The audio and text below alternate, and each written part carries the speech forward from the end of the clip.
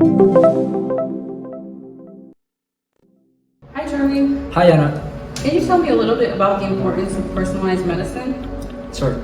So, personalized medicine improves the quality and safety of medicines, and overall, you can adapt the medicine to each individual patient. So, you can vary the dose or the properties of medicines depending on the age, the weight, or even the genetic characteristics of each patient. What populations benefit the most from personalized medicine?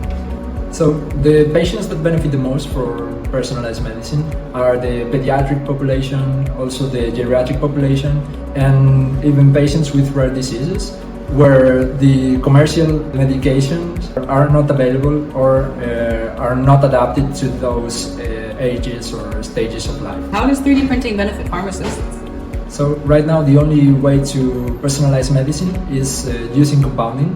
Compounding is a manual process where the pharmacist is exposed to the drug and it involves a lot of manual labor. And with a 3D printer you can automate this process and increase the safety and the quality of the medicines you prepare.